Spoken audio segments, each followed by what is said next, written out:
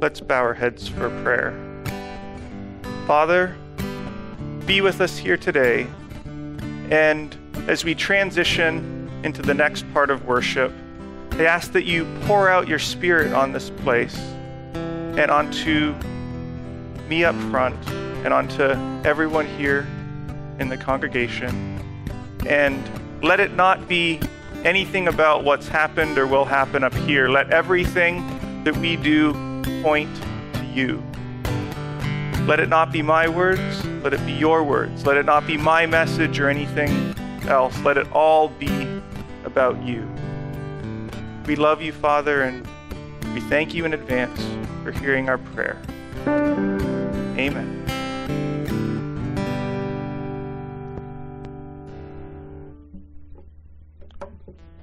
Back about 25 or so years ago, an event happened that divides my childhood experience. An event happened that took where I was as a kid growing up and radically shifted it into going a different direction. Sometime between the years of 1988 to 1991, my parents got divorced. First, it was a separation. They lived separately, and then it developed into a divorce. Prior to that event happening, my mom, my sister, my dad, and I all lived, at least as far as I can remember, which is very little, happily in Alberta, Canada.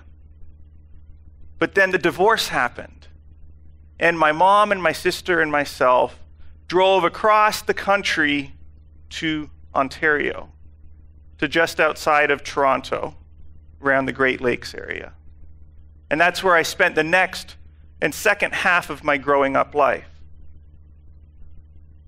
I bring this story and this event up with us today, not to cast light on my parents' relationship or the divorce, but that it is a perfect example of an event that I experienced that I had absolutely no control over.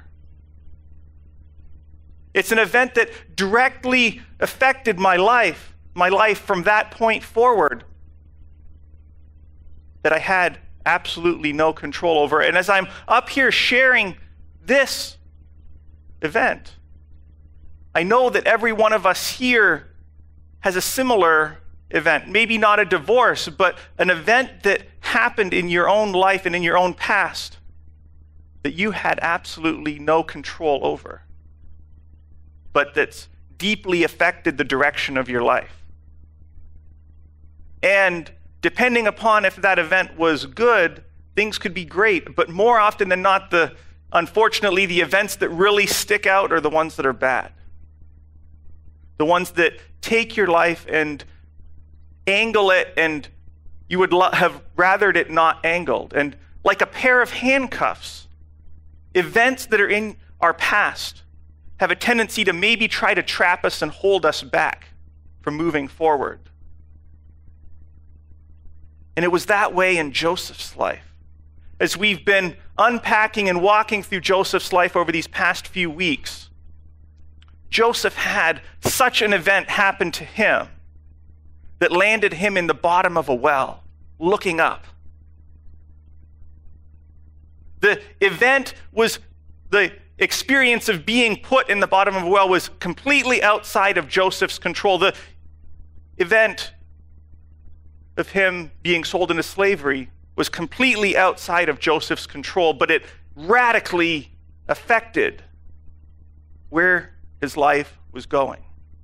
And it divided the first act of his life with the second act of his life, the life of a slave. And like a pair of handcuffs, there's really no going back to the way it was before. Then last week we continued in Joseph's story, and we learned about another aspect. Another thing that can happen that's also like a pair of handcuffs that can also hold us back in the past. And that's our choices, our decisions, the things that we have decided to do, and we might even call those the mistakes that we might want to go and undo. Like a bad event that happened that we had no control over, decisions and mistakes also like to hold us back like a pair of handcuffs. And, well, Joseph was a slave in Egypt. He faced decision after decision and choice after choice that determined what life in Egypt as a slave would be like. And last week, we unpacked the second act of Joseph's life and how Joseph was waiting on God to answer the dream that he had promised him in Act 1. But how in our lives, oftentimes while we're waiting on God, our type of waiting is a lot different than Joseph's type of waiting. And we had unpacked that last week. But now, as we conclude and enter the third act of Joseph's life, we're going to focus on one last thing that can, like a pair of handcuffs, hold us back from really stepping out into being the people, whether it's individually or people, community, that God would want us to be.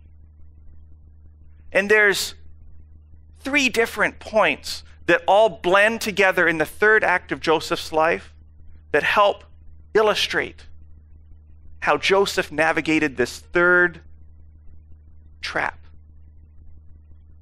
And the first one, if you have your Bibles, turn with me to Genesis chapter 41.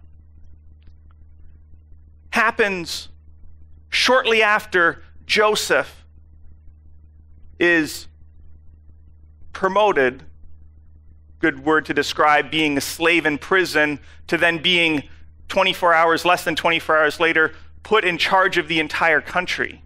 But that's what happened.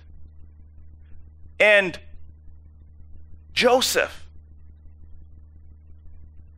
had the plan that God had given him to save Egypt from the famine that was coming. We love to focus in on the Joseph story. We love to focus in on this third act because everything comes together in this third act. But before the act closes, there's a point in time in Joseph's experience that we don't really look at all that closely. We love to focus on his promotion, his rise up to the top, and then we immediately jump over to the interaction that he has with his brothers. We love to focus in on the interaction that he has with his brothers, but between that period of time, there were a number of years that are very quickly glossed over. And there's only maybe 7, 8 or so verses in the Bible that talk about that time. And while you're looking up and while you're getting to Genesis 41:50, I'll point out the first of 2 things that the Bible says that happened during that period of time between Joseph's rise to ruler and him meeting his brothers. The first thing was that he put his plan into action and they amassed a lot of grain. They amassed so much grain they actually lost track of how much grain they had amassed. Joseph was that skillful and successful and blessed that they couldn't keep track of everything that they had. But immediately following that, Genesis 41:50, it shares one other little piece of information that if we don't pay attention, we might miss it. And this piece of information helps us unpack and uncover a little bit more about Joseph and his character and his thought process and where he was at in life. Before the years of famine came, this is talking about within that 7-year block of prosperity that God had promised, Joseph had 2 sons by Asenath, daughter of Potiphar, priest from the city of On. Previously, when Joseph was promoted to ruler, Pharaoh gave him a wife, a bride. Here you go, get married. There's A ruler needs to have a wife. Or at least that's what was in the culture at that time. And so Pharaoh gave a wife to Joseph. And we see them now having 2 children during this prosperous time. Joseph named his firstborn son Manasseh, which means he helps me forget, because God helped him forget all the troubles and all about his father's family. Now, this is interesting. He helps me forget. When things are going great in life, it's really easy to minimize and discount and forget about the past, about all of the struggles and all of the trials and everything that had happened. It's easy for us when things are going well to forget about all of that. And Manasseh, Joseph attributes God as being the one to help him stay focused on the mission of saving Egypt, the mission of saving as much grain for the time of famine. He helps me forget. He helps me forget about that time in prison. He helps me forget about that time as a slave. He helps me forget about all that sibling rivalry and bickering and getting picked on and all that stuff that I really wish would never have happened, but at least he helps me forget. Continuing on, he named the second son Ephraim, blessed twice with children, because God gave him children in the land where he had suffered. Joseph's forgetting wasn't amnesia, where he couldn't look back and see it. It was a choice. He knew that Egypt was not his home. Egypt was the land that he came into at the lowest point, and actually even went lower than the lowest point as time went on. But he acknowledged that God had blessed him in every single point along his journey, including being blessed with 2 sons. And this first aspect helps us unpack Joseph's mentality. Through everything that had happened up to this point, Joseph saw God. Joseph looked to God. Joseph knew that God had his hand in everything that had happened up to this point, ever since that dream that he never asked for, that told him that someday, somehow, he would be significant and he would rise up to a very important status. And he was now in that status. He knew that God was with him, and he looked back and he saw everything that God had done for him. Then we move to the next part of Joseph's third act, which is the time of famine. The famine was so bad, and we learn as the famine starts that it didn't just affect Egypt. It affected all of that region around Egypt. And as soon as the famine began, rumor spread that the only nation that was prepared for the amount that it was bad was Egypt. And rumor spread all the way back up to Canaan, where the rest of Joseph's family was. And so Jacob, Joseph's father, sends the remaining older brothers, the ones that were responsible for Joseph being down there, he sends them down to Egypt to try to buy grain so that they can survive. And we love the next part of the story. It's the part of the story we love to focus in on, because when Joseph has the advantage of anonymity, he recognizes his brothers. He knows who they are, but they have absolutely no idea who he is. We love that part of the story. We love all of the tricks and the traps and the sneakiness that Joseph plays on his brothers to try to figure out whether the brothers are the same people that they were that 20 plus years ago, or whether they had changed, whether they had matured, whether they had grown up and were different because of what had happened, or perhaps even something else. The next point in the story that we're going to focus on is the moment that Joseph reveals himself to his brothers. It can be found in Genesis chapter 45 now, starting in verse 3. Joseph said to his brothers, "I am Joseph. Is my father still alive?" His brothers could not answer him because they were afraid of him. Everything that had happened had freaked them out enough, but then this kind of took that to another level. You mean the person who's kind of been picking on us in Egypt is now the brother that we had picked on so many years ago? Is that what you're saying? Yep. But first off, is my father still alive? His brothers could not answer him because they were afraid of him. "Please come closer, Joseph said to his brothers. And when they did so, look underneath all of this Egyptian royal clothing and makeup and all this other stuff. It's me, like 20 years older me, but still it's me. I am Joseph, the brother you sold into slavery." And part of me wonders if the brothers kind of looked around at them. Did you say that his name, that other brother's name was Joseph? Did you say that other brother's name was Joseph? I'm not sure if we said that or not, but it must be him. I'm the brother you sold into slavery. He knows about that event, and there'd be no way that a typical ruler in Egypt would even pay attention to a slave, much less know about a Canaanite slave having come into the country. It freaked them out. We love to focus in on the brothers being shocked.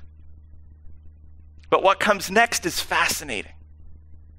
"Now, don't be sad or angry with yourselves that you sold me," Joseph continues. "God sent me ahead of you to save lives. The famine has been in the land for 2 years. This is year 2 of 7. There will be 5 more years without plowing or harvesting. God's revealed that to me. That revealed it to Pharaoh, and I helped Pharaoh understand the dream. And we're prepared. God sent me ahead of you to make sure that you would have descendants on the earth and to save your lives in an amazing way. It wasn't you who sent me here, but God. He has made me like a father to Pharaoh, lord over his entire household, and ruler of Egypt." If we skip over this, or if we focus in just on what Joseph's saying, we might miss what's happened in Joseph's life.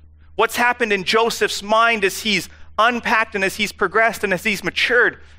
Joseph has taken all of that stuff from the past, all of those events that he had no control over, even everything that he had done that he did have a slight bit of control over, and all the mistakes that he had made. He had taken all of that from the past and attributed it as God moving and working. It wasn't you who sent me here. You might have thought you were the one selling me into slavery, but God was working. And it was God who sent me down here to save lives. God knew the famine was coming. And instead of deviating away from the famine coming, he prepared a plan to move through that famine. And now, because of God, because of everything that's happened, we can be saved, and we can be saved. But that's not because of me. That's not because of you. That's because of God. In our own lives, as we look at the things that have happened, the events that have turned our lives in a new direction, or the choices and mistakes that we've made, too often we blame ourselves for where we're at. Too often, we blame other people, and perhaps we might even blame God. But blaming is one thing in itself. It's a choice that's like a handcuff that can hold us back. And now there's another part in Joseph's story that is often kind of skipped over, often overlooked a little bit, but that really helps us see Joseph in a new light. And this now happens at the very, very end of Joseph's story, at the end of Joseph's father Jacob's life, in chapter 50 of the book of Genesis. So feel free to flip a few pages over, Genesis 50, and we're going to be starting in verse 15. Joseph's brothers realized what their father's death could mean. Jacob had just passed away. And now Joseph's brothers, everybody had moved down to Egypt to survive the famine. Joseph's brothers were there. His father had come down. Pharaoh had welcomed them. They had given them some pristine land for their livestock. And then Joseph's brothers realized that their father had just died. And a doubt, a question pops into their minds. They thought, what if Joseph holds a grudge against us? You know, when he told us who he was, the first question he had asked us was, is father still alive? And perhaps he asked that simply as a way of determining, okay, do I take my revenge now or do I wait? I'm among the youngest, so I will have a lot more life to live. I'm going to outlive father, and I'll probably be alive when the rest of my brothers are alive and father's not. Perhaps Joseph was saying, okay, well, father's alive, well, Jacob's alive. I won't do anything, but when Jacob's dead, then I'll get back all of that stuff. Get my revenge on everything they had done for me. Get back at them. And so what if he decides to pay us back for the evil we did to him? That's the question that the brothers have. And so they sent a messenger to Joseph. Before father died, he commanded us, this is what you should say to Joseph. Let's put some words, let's put a message to Joseph coming from Jacob. And hopefully we can help save us from being really annihilated, from Joseph taking his revenge, or hopefully minimize the repercussions of this. So this is the words that the brothers put in Jacob's mouth. I'm begging you to forgive the crime and the sins your brothers committed against you. What they did to you was very evil. Please forgive your brothers. What they did to you is wrong. It was evil, but forgive. Forgive your brothers. And so now, this is the brothers talking again. Please forgive our crime because we are servants of your father's God. It's interesting, Joseph cried when he got their message.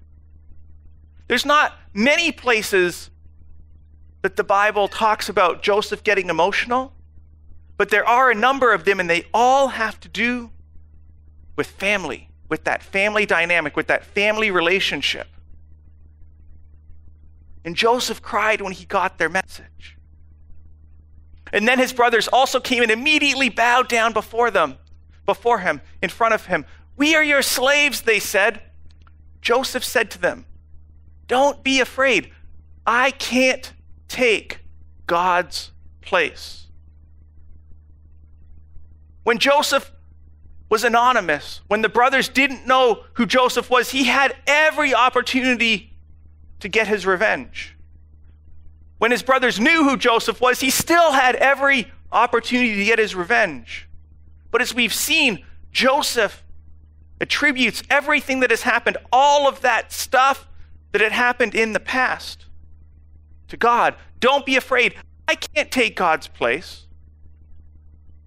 Even though you planned evil against me, even though what you did, throwing me into a well, even though what you did selling me into slavery was pure evil, wrong, inexcusable, God planned good to come out of it. And this good was to keep as many people alive as he is doing right now, right as we're in the middle of the famine. There's no way any of us could be alive if it wasn't for God turning that evil into good and using it as part of a plan to save lives. So don't be afraid. I will provide for you and your children. In this way, Joseph reassured them, setting their minds at ease. In this way, Joseph reassured them. Joseph is saying, hey, I've forgiven you. What you did was wrong. What you did was evil. You acknowledge that. I agree with that. But God had a bigger story, had a bigger picture in play. And I forgive you. I'm not going to hold that stuff against you. I'm not going to hold you responsible for that stuff. I'm going to forgive you. And forgiveness is the way to move forward and to truly be free to step out into being the men and women that God created us to be. Forgiveness is a tricky and misunderstood concept. Oftentimes people like to say forgiveness must mean that we forget the past, because after all, don't people say forgive and forget? But that's not truly what forgiveness is. Forgiveness is something else. Forgiveness is something deeper. Forgiveness is really tricky. And forgiveness, as a word, as an idea, as a term, comes to us from the monetary environment or the monetary area. It comes to us and it's most easily understood when we're dealing with money. When somebody owes you something, when somebody owes you an amount of money, and you forgive them of their debt, then it's like you saying, I'm going to take the loss that you owe me, and I'm not going to come back to you to demand that you repay that debt. That has nothing to do with forgetting that you didn't pay. That has absolutely nothing to do with us going back into business together or me loaning you money again. That has nothing to do with that. It's simply saying, I'm not going to hold you responsible for that debt that I have forgiven. That's what forgiveness is. But as soon as you break it out of the monetary system, things become a little bit trickier. Things become a little bit trickier because when somebody hurts you and you feel like they owe you something, nobody can go back and repay that. No matter how they hurt you, whether it was simply saying a mean word, or whether it was injuring you, or whether it was calling your mom a name, nobody can go back and undo that and pay you back for really that harm that was caused. And so forgiveness outside of the financial arena is simply acknowledging, since there's nothing that they can do to truly repay that damage, that injury, that feeling that they caused, that hurt that they caused, I'm not going to look to them or demand from them or expect them to pay that debt. I'm going to assume that cost. And I'm going to accept where I am right now in life and move forward in spite of what has happened. That's forgiveness. And it's easy to say, but it's so hard to do. So hard to move forward in life with an attitude of forgiving which doesn't mean forgetting, but forgiving and not holding others responsible for the bad that they've caused in your life. But when we do forgive, it's like the chains have fallen off. Or at least the chains of our choices have fallen off. And had my illustration worked properly, those chains would have fallen too.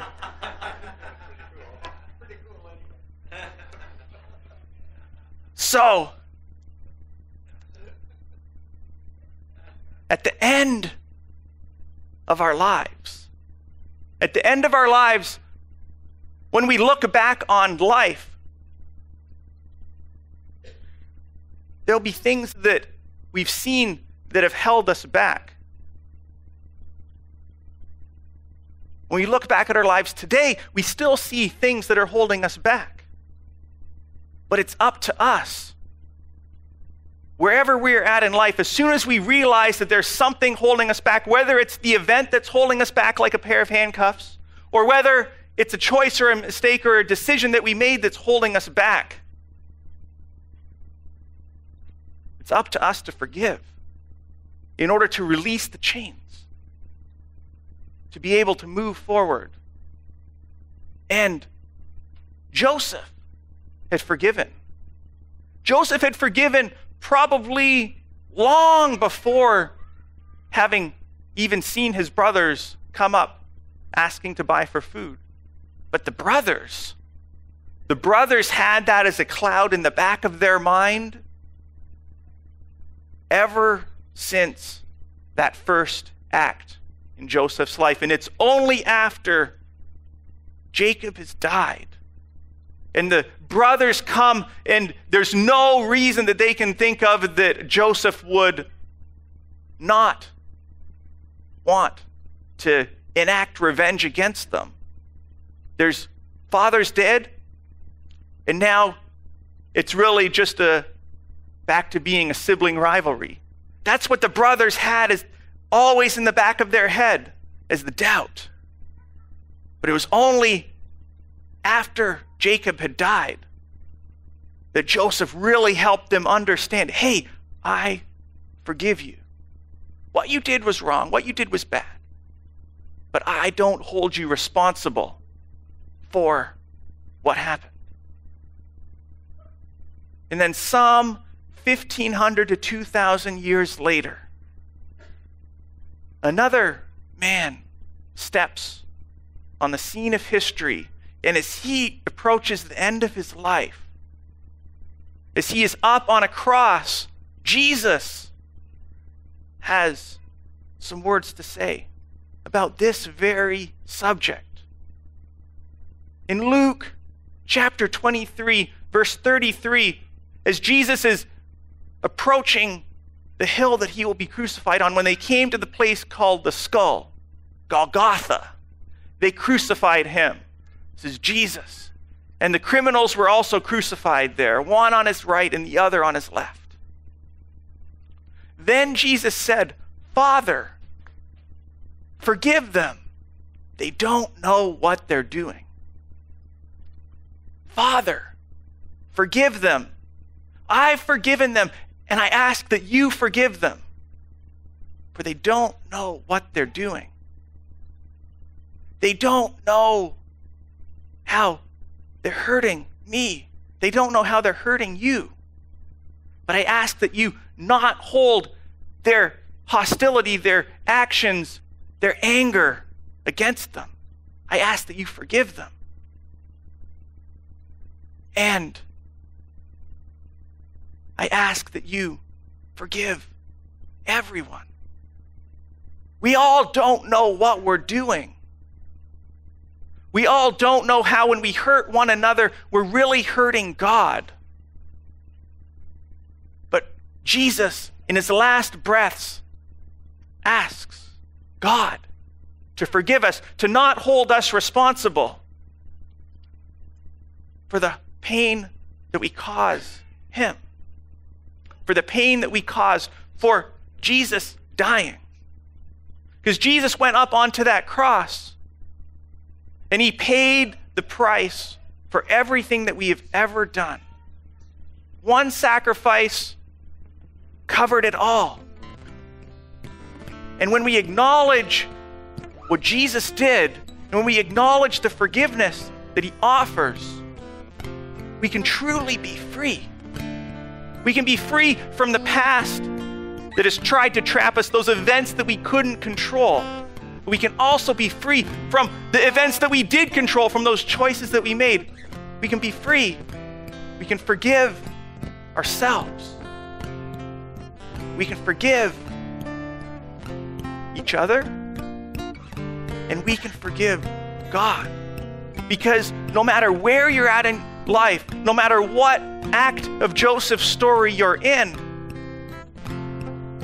understand that God has something special planned for you, planned for me.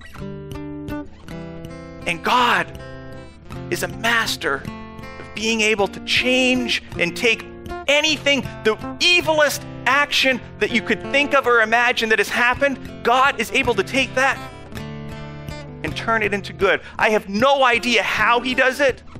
It's amazing to me, but I know he does it. He did it in Joseph's life, and he can do it in our lives.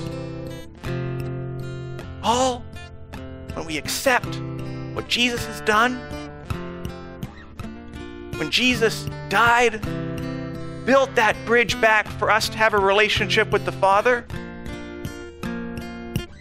and promises us eternity with him. That's how we step out. That's how we step out, knowing full confidence because of what has happened. There's a power in the past that wants to hold us back, that wants to keep us trapped, keep us chained, keep us handcuffed to what has happened. But there's an even greater power in the past that has broken those chains and set us free. So let's focus our eyes, focus our minds, focus our hearts on Jesus and his sacrifice that has set us free.